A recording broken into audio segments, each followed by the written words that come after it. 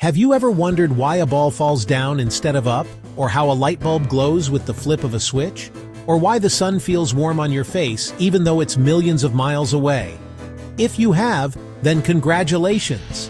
You've already started thinking like a physicist. Physics is the amazing science that explores how everything in the universe works. It's the ultimate rulebook for reality. It looks at the tiniest, wiggliest particles and the biggest, most massive galaxies. Physics tries to answer the biggest questions we can ask. What is everything made of? How does it all move? What holds it all together? It's a grand adventure into the very nature of existence itself. Physics isn't just for scientists in white lab coats with wild hair, though some of us do have wild hair. It's for everyone. It's the science of your everyday life. When you ride a bicycle, you're a physicist in motion. When you cook dinner on the stove, you're using the principles of heat transfer. When you listen to music, you're experiencing the physics of sound waves. It's happening all around you all the time.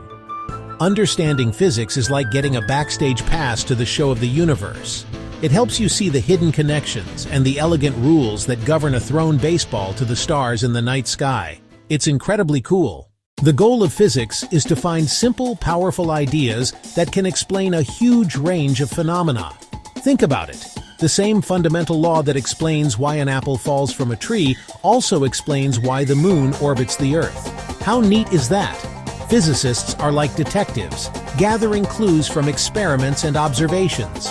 They use those clues to build theories, which are like detailed stories that explain how a piece of the universe works.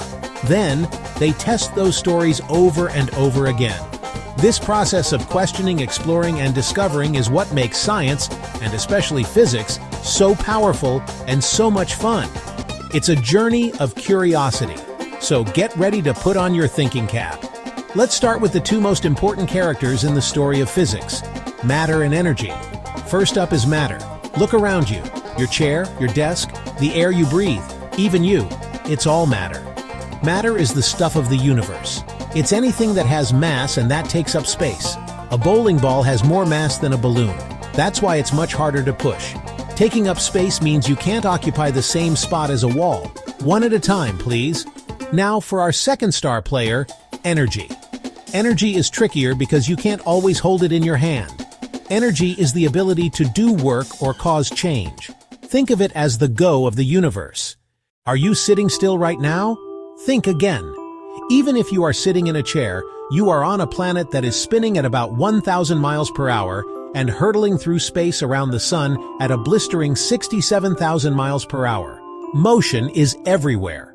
The study of motion, called kinematics, it's all about describing how things move. How fast is that car going? That's its speed. If you also describe the direction it's going, say north, now you're talking about its velocity. And what if the car speeds up or slows down? That change in velocity is called acceleration. Think about tossing a ball to a friend. As soon as it leaves your hand, it follows a predictable path, a graceful arc through the air. Physics can describe that arc perfectly. It can tell you how high the ball will go, how far it will travel, and where it will land. It's not magic, it's just the laws of motion at work. A basketball swishing through a hoop, a satellite orbiting the Earth, and even planets orbiting the sun. By understanding a few simple ideas like speed, velocity, acceleration, we can predict the future location of moving objects. One of the most important people in the history of motion was Galileo Galilei. He discovered that, if you ignore air resistance, all objects fall at the same rate of acceleration. Consider that. It's a wild and wonderful fact of our universe. Why do things move? Or why do they stop moving? The answer is forces. A force is simply a push or pull. Push, move your toy car. Pull, open a door. Forces cause objects to change motion. They can make something start moving, stop moving, change direction. Without forces, an object at rest stays at rest. An object in motion keeps going straight at the same speed. This idea is called inertia, the cornerstone of motion. Sir Isaac Newton, the master of forces. He gave us 3 laws still used to send rockets into space. First law, inertia. We just saw that. Second law, a real powerhouse. F equals sign M, a more force, more acceleration. Same force plus more mass, less acceleration. You feel this intuitively. Third law, For every action, an equal and opposite reaction. You see it everywhere. Rocket. Pushes gas down. Action. Gas pushes rocket up. Reaction. Jumping. Feet push down, ground pushes you up. Swimming. Push water back, water pushes you forward. Universal give and take. You can't push without being pushed back. One familiar force. Gravity. Gravity pulls everything toward everything. Earth's gravity pulls you down, keeps you grounded. Gravity holds moons in orbit around planets, planets in orbit around stars, stars together in galaxies. The ultimate long-distance relationship. Gravity reaches across the universe. Turn on a lamp. Look at a rainbow. Gaze at the stars. What you are seeing is light. It's another fascinating star in the physics show. For centuries, scientists argued about what light actually is. Is it a wave, like a ripple spreading across a pond? Or is it a stream of tiny little particles, like a spray of water from a hose? The amazing, mind-bending answer is that it's both. Sometimes light behaves like a wave, and other times it behaves like a particle. This is one of the strange and wonderful ideas from a branch of physics called quantum mechanics. Light is a wave of energy, but it is delivered in tiny packets called photons. Let's think about the wave part first. Like waves on the ocean, light has a wavelength, the distance between two peaks. It also has a frequency, how many waves pass by in a second. What we see as different colors are just different wavelengths of light. Red light has a long wavelength. Violet light has a short wavelength. A rainbow is a beautiful demonstration of this. When sunlight passes through raindrops, the water acts like a tiny prism. It splits white light into all its different colors, from red to violet. But visible light is only a tiny part of the whole light family, the electromagnetic spectrum. The electromagnetic spectrum is huge. Radio waves. Bring music to your car. Microwaves. Heat up your popcorn. Infrared. What night vision goggles see. Ultraviolet, UV, can give you a sunburn. X-rays. Doctors use them to see your bones. All of these are the same stuff as visible light. Electromagnetic waves. They just have different wavelengths and energy levels.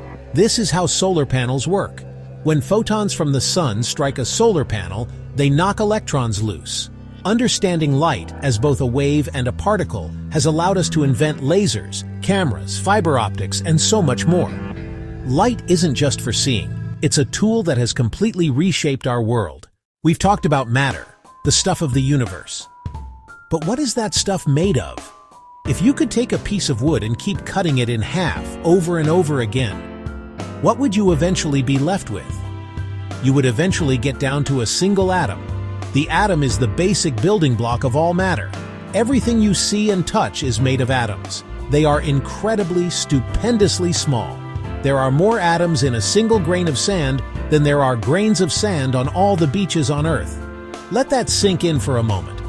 You are made of trillions and trillions of these tiny, tiny things. For a long time, people thought atoms were the smallest things possible, like tiny solid billiard balls. But physicists discovered that atoms themselves are made of even smaller particles. In the center of every atom is a nucleus. The nucleus is superdense and contains two types of particles, positively charged protons and neutral neutrons. Whizzing around the nucleus at incredible speeds are even tinier, negatively charged particles called electrons. Most of an atom is actually empty space. If the nucleus were the size of a marble in the center of a football stadium, the electrons would be like tiny dust motes zipping around the bleachers. The number of protons in an atom's nucleus determines what element it is. An atom with one proton is hydrogen. An atom with 2 protons is helium. An atom with 8 protons is oxygen, which you are breathing right now. The electrons are arranged in layers or shells around the nucleus. The interactions between the electrons of different atoms are what create chemical bonds. Water, for example, is a molecule made of 2 hydrogen atoms and 1 oxygen atom forming a water molecule. Chemistry is really just the physics of how atomic electrons interact. Understanding the atom has been one of the greatest achievements of physics.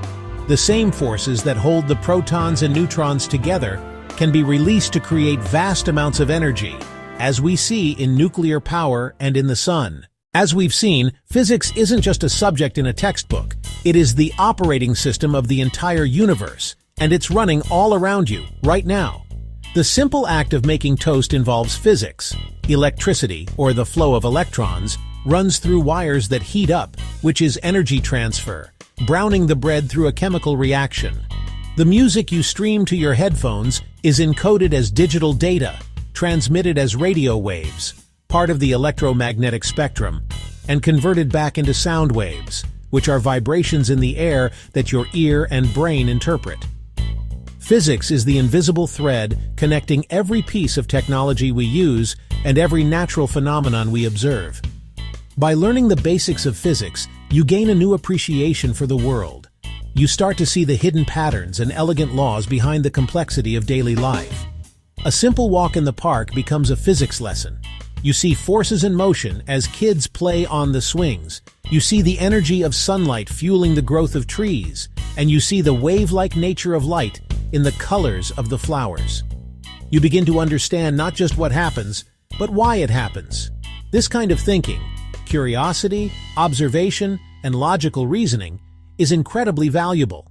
No matter what you decide to do in life, it's a toolkit for understanding. The quest to understand physics is also a quest to understand our place in the cosmos. Every discovery, from Newton's laws of gravity to our understanding of the atom, physics has allowed us to build telescopes that can see galaxies billions of light years away, revealing the history of our universe. It has allowed us to send robotic explorers to other planets, searching for clues about how our solar system formed and whether we are alone. Physics empowers us to ask the biggest questions imaginable and gives us the tools to begin answering them. It's an ongoing human adventure, so I hope you feel inspired. I hope you see that physics is not an intimidating mountain of math, but a fascinating and accessible story about everything. It's a story you are a part of. Keep asking questions. Stay curious. Notice the world around you.